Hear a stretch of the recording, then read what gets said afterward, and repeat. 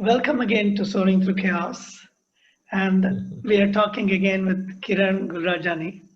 So, Kiran, the last time we talked about this whole journey of coevolution and what you do, and the flowering of the arc, which is happening as we speak. What would you like to talk about? What would you like to deep dive into this time?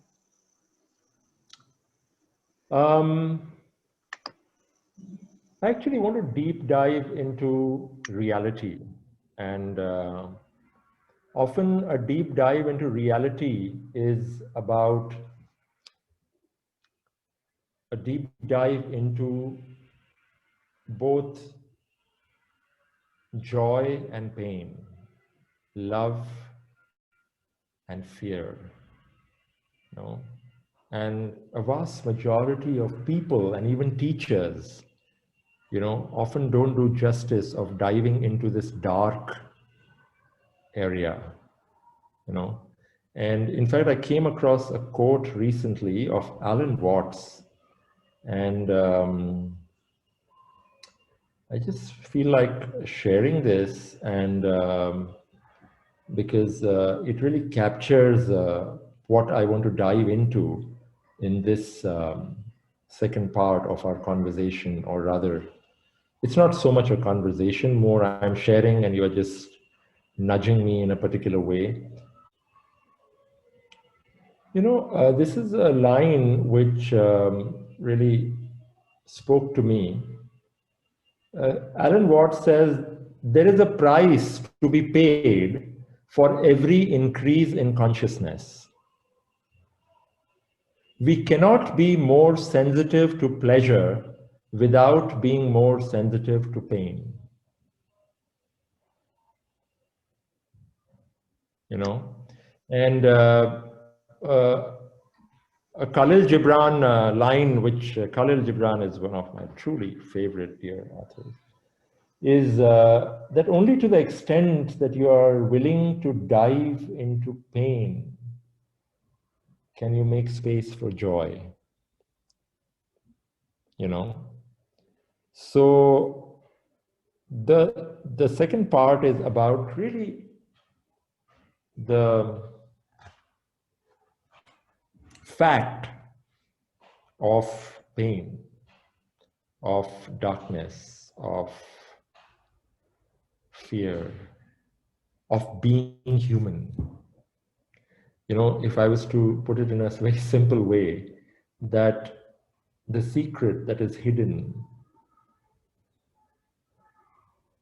inside the human being, if you want to go to the very depths of being a human being, it is to learn to be human.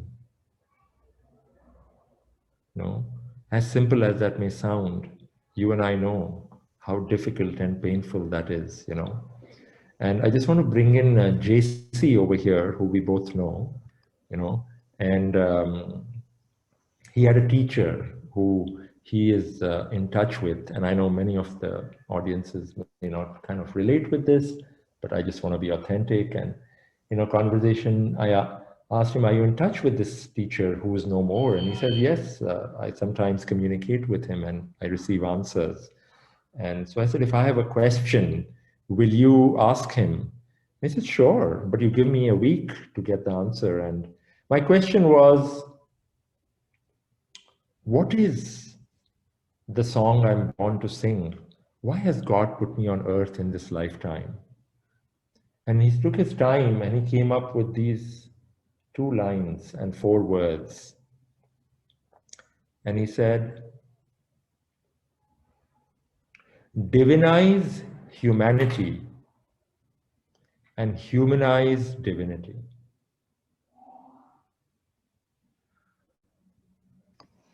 I heard that from JC just this week. Yeah, and I've been meeting JC about twice a week now. I always knew him as a business person, somebody who is doing incredible work in social enterprises. But as the first project that we worked together on is coming to fruition, I talked about the fact that something in me is hurting, that I really need to go deeper. And then he talked about his teacher and he talked about divinizing humanity and humanizing divinity. And we've been in conversation almost, 2 to 3 hours every week because of that, starting this week. I mean, what are the chances of this synchronicity? I mean, what I want to point over here is that it was born out of the question that I asked, but it didn't belong to me alone, right? I mean, he sourced it, and he's also kind of using it. It doesn't, like the greatest of things in life don't belong to any individual. Copyleft. So tell me about the deep diving into reality. Yes, yes. I feel that I would like to read out a poem, which is one of my favorites, written by my brother Rohit. And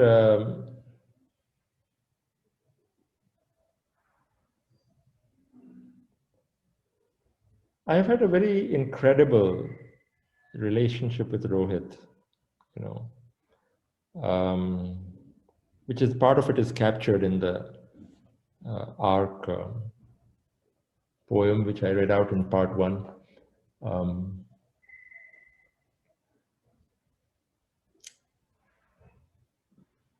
There has been pain and there has been love. Every time we dive into a deeper layer of pain, a deeper layer of love reveals itself, you know. And right now we are at a juncture where we are grappling. You know, I'm grappling, at least I can't talk about him. You know, he had a deep spiritual awakening. I think you met Rohit Sasvehalli. He's been to Muji and Ananta, and he's Adishanti. I mean, he's been inspired by many teachers. And in a conversation, I think Arjun was also present. 3 of us, just as we were preparing for the APAC coaching conference, Artistry of Awakening was born. And Arjun kind of walked out of it and he said, no, this is not my calling. And so Rohit and I I mean, he was leading it clearly because he had contacted a deep ground of awakening, which I don't feel I have yet contacted. And so together we started this journey, which he was leading on the 5th of February this year. And since then, every week, you know, he's been having these satsangs. And also there was something called a Fellowship of the Heart journey, the first journey, which I participated in. So truly in the spirit of, you know, he first came to me as a young lad of 21 years, you know, very wise, very evolved. And he was my first, you can say employee, but more like a partner. I never see anybody as an employee in Co-Evolve. And I had this two-bedroom houses, which I was supposed to move in with Pratibha, but there was a divorce and I moved in alone. And so there were 2 sides of the house and he was living in one extreme and I was on the other. And we worked together. He lived for 1 year and we were working together. There was home office. And this is 2009 and we're in 2020. So it's been an incredible 11-year journey. And so this is a poem written by him, which captures the very essence of diving into reality, which is a diving into pain, and the truth of love, which is what I read out, that Alan Watts quote, and which just kind of expands on that, you know. And so he says, there is a wound within you that only you know about. No one else does. Not your best friends, your lover, your teachers, mentors, or even your drinking partners. Try as hard as you might, you can't get rid of it No technique, strategy, perspective works. Because deep down, you realize that some scars never heal. They aren't meant to. Because they weren't wrong in the first place. And maybe it's a good thing. It is the wound within you that makes you so alive, innocent, simple, tender, makes you restart your incredible journey fresh each day. Your eyes clear and your heart giving. What if you discovered that the darkest part within you was a Messiah in disguise? Would you then be willing to let it take you to places you've never seen before? Would you finally, for once, be willing to meet it as it is and take its hand as you would a dear friend's? Or would you still continue to make it an enemy and struggle against it? Shake that hand, my friend, shake that hand. Wow, wow. You know what I really liked? I think I met Rohit once when I first came to, was it the Three Idiots? The Yeah, Young the Conference? youth gathering, you know? Yes, yes. That was in 2010. If I remember correctly, it was February of 2010. And there were many amazing young people. And I think Rohit was there for sure. So, you know what I found interesting? I also like to play with words once in a while. The scars are like the sun scars. The habit patterns, the way we live our life, the way we are kind of, the circumstances that we are born into. It may include the genetics and the epigenetics. And often we fight that. Often we deny that or try to hide away from some aspect of it. That and in a very gentle way, Rohit and you are pointing to that and saying, why are we trying to hide away, run away from the unconscious or the subconscious? Where therein lies the mystery of life, therein lies the mystery of our DNA. Completely, completely. And you know, what is very interesting is that I've had a contact with 4 or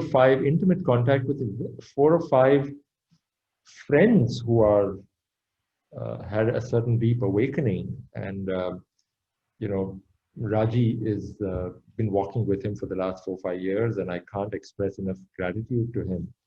And of course, Rohit is a beloved friend and brother, and we work together, and it's quite a challenge, you know, to walk with a being like that, you know, because you'll constantly have to keep getting broken up because they are breaking constantly. If they are really walking, if you're really walking, then वो इश्क एक आग का दरिया है और उसमें डूब के जाना है. So constantly falling apart, you know, like the pointings of Jeff Foster and Matt Licata. So to cut a long story short, one other person I feel like mentioning at this point, I think who you know also is Biren Shah. You know, Biren has had also a deep contact with this ground of love. And I mean, you should see how he breaks, you know. I mean, बिल्कुल खुलकर ऐसा रोएगा और I mean, and yet you sense that fragrance that he's speaking from that undivided ground somehow. So rare to find a teacher who is a student simultaneously, all the time, all the time. In fact, I'm reminded of just a couplet: "Our breaking hearts are breaking open." Yeah, our breaking hearts are breaking open, and I mean, it's always difficult, you know, it's always difficult, and I don't know if you ever touch a ground which stops breaking. I mean, I'm told you contact this ground of emptiness, which is untouched or is never moved, and the truth of who you are. But inside of that, if you are truly walking, I mean, the mind-body system is constantly breaking, you know, and so the only thing is that you start tuning into the larger collective, and sometimes, I mean, in a manner of speaking, break on behalf of there's this book called which talks about burden bearing. You know, some of us souls are seeming to go through a lot, you know, and some don't. Two very key elements of my life, or two cornerstones, or two pillars. One has been the Tao Te Ching, and you're aware you came for this program on the Tao of facilitation. Yeah. And I mean, there are such amazing stories, you know, like when I was at XLRI on my parting birth date, this friend goes and buys this book called Tao of Leadership. And at that point, I said, Tao leadership. I mean, it was lying on my shelf for 6-7 years. And just when I needed it, it popped out. You know, there are any number of stories like this. And this is why I say, you know, there is only one of me, and it suddenly pops out of the shelf or talks to me like this across Zoom, sitting in Baroda and interviewing me. You know, is there anyone else actually? You know, and this became a very definitive book for me, and the Tao wisdom has been the very core of my life, and of course the Sufi wisdom. You know, we named our daughter Sufi. You know, and but if I can say that, pick up a third word apart from together and love that defines, if there is something like defining my life work or my being, or what is the song that perhaps God wants to sing through me. It's very difficult to capture it in a word, but the word is friendship. And you know, Shankar, I've had to face untold pain because I have not been able to fully grasp this thing around boundaries. You know, recently we got a very prestigious corporate assignment where we were coaching CXOs. And I mean, my biggest learning out of that assignment was that I went into it not clearly saying upfront that my work is about friendship, guys, and that comes above anything else. And a corporate doesn't understand friendship, you see. In fact, literally, I was metaphorically burnt at the stake for talking about friendship and bringing friendship into the organization. Wow. And literally, I mean, the assignment has got decimated or declined because friendship is about vulnerability, and which corporate talks about vulnerability? You know, that's why Brené Brown's work, and I mean, yeah, you can't talk about vulnerability unless vulnerability itself is speaking. You know, interestingly, I tried to sneak in aspects of vulnerability, of mindful compassion into my so-called leadership and corporate trainings, and I'd abandon those words and just talk about creative leadership. But the reality is that to be creative, we have to uncreate, we have to undo patterns that we are stuck with, and see deeper, like what you're saying, to the wounds that are keeping us stuck, like parrots. Why are we repeating ourselves all the time? Yeah. I mean, and it's difficult. It's difficult. I mean, I don't want to make it sound easy at all, but then whoever said that, you know, truth and love and this, I mean, which is why there are so few takers of it. But thankfully, as we are moving into a different era, more and more people are realizing that there is no, I mean, sooner or later, you must encounter this, you know, to end suffering, to end a sense of separation, to end all conflict and fear and pain. I'm reminded of Thich Nhat Hanh and in his book on power, And Thich Nhat Hanh is actually in the process of passing on to the next dimension himself. He mentions that he starts with the power of vulnerability, the power of mindfulness, the power of not knowing, and the power of sharing things that are conventionally considered smack in opposition to the way large autocratic corporations run. But I see that we're going to move away from autocracy or even competition towards cooperation. Even work on this pandemic, we've had to cooperate. There's no choice. To work on anything that's loving and caring, whether it's creating an organization, the minimum we need is friendship, Maitri. Maitri Bhavana. And it's so alien in the world of business. And one of my most difficult things, Shankar, sorry to interrupt you, has been this boundary between work, and of course it's required, and friendship. Personal and professional. I mean, it's okay, but a healthy boundary, I've been wanting to write a blog about if you want to truly honor the boundary, dance at the boundary. Don't make it a wall. Make it permeable. Permeable, yeah. And discover, the porosity and how sometimes dropping the boundary, allows you to engage in the true dance of your heart and what is most needed, even in a corporate organization. In the relationship with your spouse.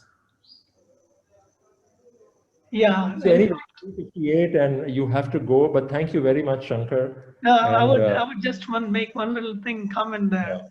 From codependency, we have to move to interdependency.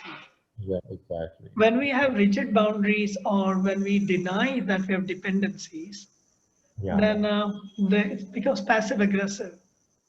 But when we are able to allow things to emerge, then we go into interdependency and into co-evolution.